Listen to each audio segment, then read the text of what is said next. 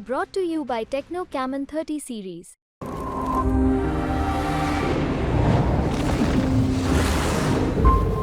अब हम चलते हैं पहले चरण की चौथी सीट जमुई की सीट भी काफी इंटरेस्टिंग रही थी, क्योंकि वहां से पशुपति पारस के भतीजे चिराग पासवान जो है वो सांसद थे, लेकिन इस बार उन्होंने अपनी सीट छोड़ी और इस बार अपने ही घर के यानी कि अपने परिवार के जीजा जी को उतार दिया, अरुण भारती।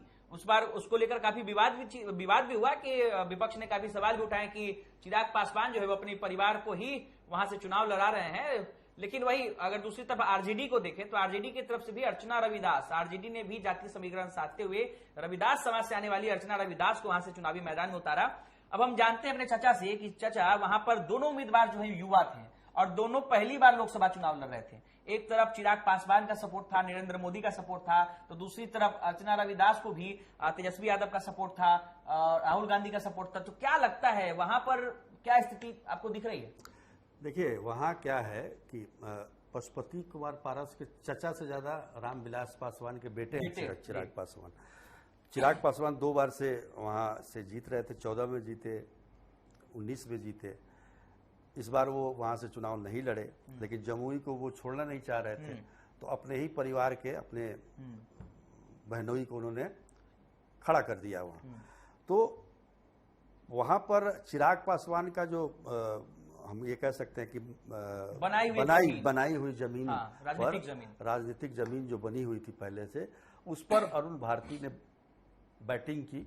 उन्होंने क्या किया, चिराग पासवान ने चुनाव लड़ा वहां पर, नरेंद्र मोदी का उसके पीछे चेहरा रहा तो और 5 किलो हाँ, तो निश्चित तौर पर वहां भी चूंकि अर्चना रविदास जो है पहली बार, हालांकि ये भी पहली बार लड़ रही है, लेकिन अर्चना रविदास के लिए ज्यादा मेहनत करने की जरूरत थी, उनको और घूमना चाहिए था, लेकिन बहुत कम घूम पाई, समय कम मिला उनको। और दूसरी बात यह है कि रविदास में कितना, देखिए आप जब तक मतदाताओं तक नहीं पहुंच पाते हैं, लोग आपका नाम नहीं जानते हैं, ये एक बड़ी समस्या हो जाती है। हालांकि तेजस्वी यादव को मैं कहूंगा कि तेजस्वी यादव ने जिस तरीके से कैंपेनिंग की है सबके लिए, पूरे बिहार में इकलौता महागठबंधन का स्टार प्रचारक, वो काफी अकेले 250 के करीब सभाएं कर चुके हैं। बिल्कुल। तो उसने काफी मदद की इन ऐसे उम्मीदवारों को जो बिल्कुल नए थे मतदाताओं के लिए। अर्चना रविदास रहने वाली जमुई की, लेकिन उनकी शादी हुई थी मुंगेर में, ठीक है।